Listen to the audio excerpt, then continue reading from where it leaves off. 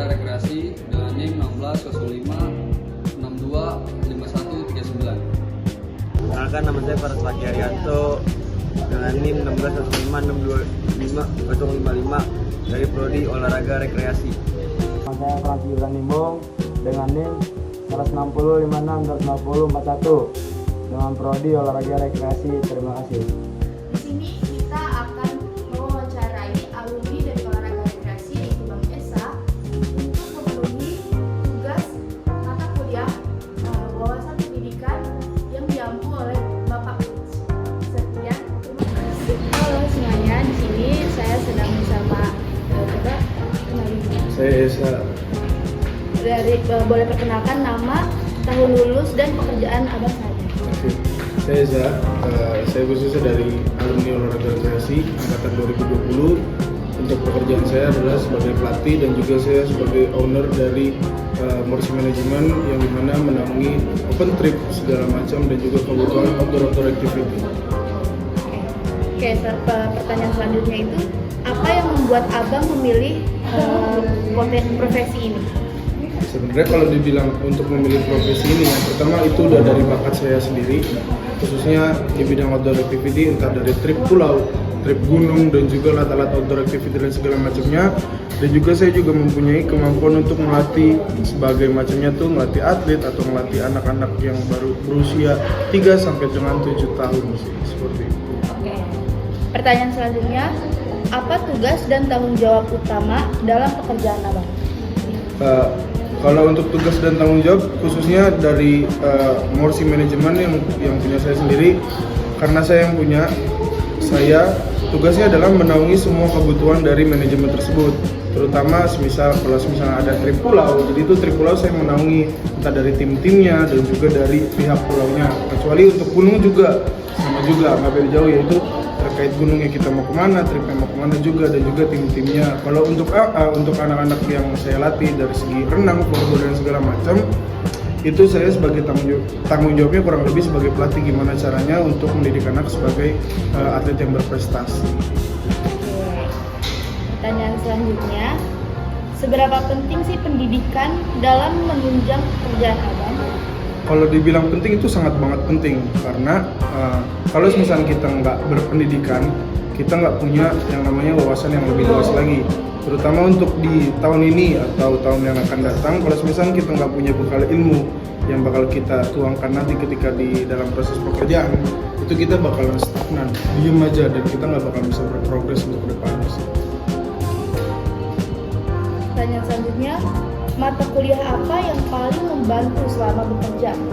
Mata kuliah yang paling membantu selama saya menjadi mahasiswa khususnya di program studi olahraga rekreasi, yaitu pertama mata kuliah hiking, yang kedua itu mata kuliah panjat tebing, arung jeram, diving, karena saya dari situ itu banyak mendapatkan ilmu-ilmu dan wawasan yang baru, dan alhasil sampai saya ketika lulus pun terbentuknya bisnis saya sendiri yaitu Morsi Management.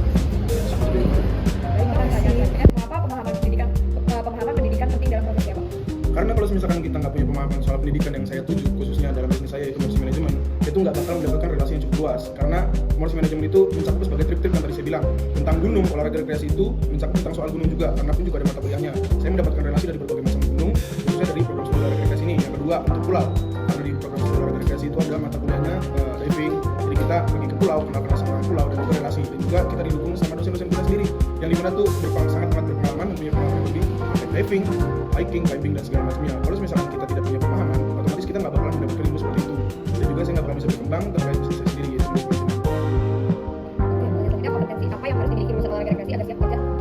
Kompetensi yang pertama itu pasti kita harus punya mentality yang sangat kuat sih kalau untuk olahraga rekreasi, karena lulusan program studi olahraga rekreasi khususnya itu orang itu nggak bisa diem aja di depan komputer, jadi dia harus benar-benar berkelana atau di luar lapangan, karena kalau misalkan dia hanya di depan komputer itu bukan mendefinisikan sebagai mahasiswa olahraga rekreasi ataupun alumni dari olahraga rekreasi. Karena olahraga rekreasi itu lulusan-lulusannya kebanyakan itu yang pertama dia menjadi tour guide, juga bisa pasti udah punya bisnis, sekecil apapun bisnisnya pasti anak olahraga rekreasi pasti punya bisnis entah dari trip ataupun segala macamnya. Yang ketiga, kalau misalkan anak olahraga rekreasi hanya diem-diem aja, itu dia tidak akan mendapatkan relasi yang luas. Khususnya contohnya saya sendiri, selama saya kuliah, kalau misalnya saya tidak bertahan kemana-mana dan tidak bertahan dengan senior ataupun junior juga, khususnya dengan dosen-dosen juga, saya tidak akan mengetahui akan gimana tuh tentang pulau, hiking dan climbing segala macamnya. Seperti itu sih, bahkan pun sampai titik saya itu sekarang lagi mau bertambah dengan berluas olahraga rekreasi, dan saya akan belajar di UJ lagi.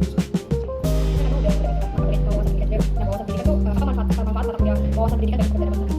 Manfaat bermanfaat mata kuliah wawasan pendidikan. Yang pertama, saya bisa melihat lingkup pekerjaan dari olahraga rekreasi itu sangat luas banget. Jadi kebanyakan lulusan ataupun dari prodi manapun itu tertujunya hanya satu. Misal dia menjadi guru SMP, program studinya misalkan pendidikan agama Islam, otomatis dia nyalanya situ. Ternyata kalau misalnya saya dapatkan mata kuliah wawasan pendidikan, yang pertama kita bisa mempelajari soal bagaimana cara berbisnis, bagaimana cara membuat event, bagaimana caranya untuk menempuh jenjang selanjutnya untuk kegiatan belajar mengajar. Yang udah pasti kalau misalnya mendapatkan mata kuliah wawasan pendidikan pasti jauh seperti itu.